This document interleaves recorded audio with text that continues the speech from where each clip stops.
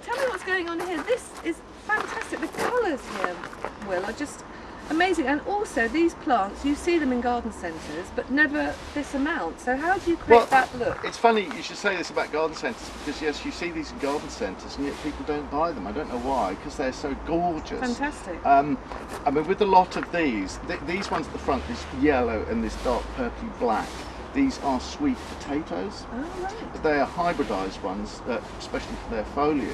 But a lot of these things, like the coleus you see behind, if you haven't got one, obviously you'll have to buy one in the spring. They're on sale usually around about April, May.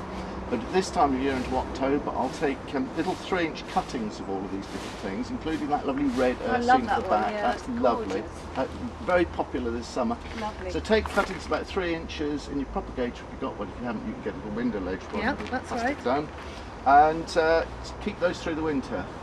So when you say keep them, do you mean keep them watered? You've got to keep them just slightly moist, keep them in as much light as you can. And warmth, obviously. And warmth, yeah.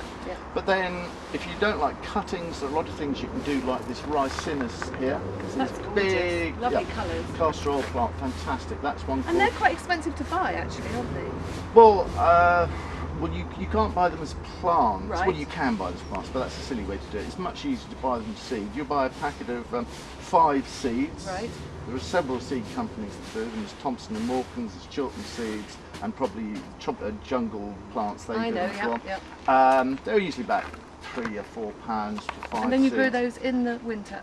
No, you plant these in April again. Right. So all that growth is... But when you say you've grown them from seed, so when did you plant the seed? April. April. Yeah. Actually into the ground? No, I plant them in little same as you did with these? Yeah, a lot of stuff you can grow from seed.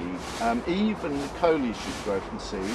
But also things like the spider plant. chlorophyte, spider plant, this lovely thing down here. Because everybody knows they produce these little babies at the side. Yeah. Now when they get a wee bit bigger, I cut those off, again put them in individual cell trays, and from a 2-inch plant will form this whopping great thing that's a foot or more high by August, September. So all of this you've created really at very low cost. Yeah. Because one of the things people say to me is, oh, it's amazing to have all this, but it costs such a lot of money. But what you're showing is actually it doesn't have to cost you a fortune. Well, it doesn't. You can do it really cleverly. You can do it really cleverly. Obviously, you can spend an awful lot of money if you want, but if you're doing it on a budget, there are certainly ways of doing it.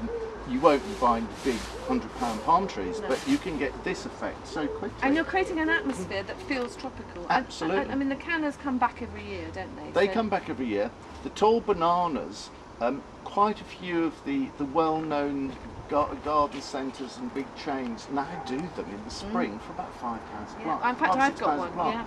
And for that thing that you'll buy that's a couple of feet high, you will get this plant this by big, the end of the season. 12 foot plus with huge petal-like leaves at this time of year. For a very low investment. Yeah. So in fact, if you're clever and you think about what you're going to plant, it doesn't have to cost a fortune. It doesn't, you know. I And mean, you can create an impact. You can do it for just a few pounds if you want to. But I said it's depending on how much you want to spend. Yeah.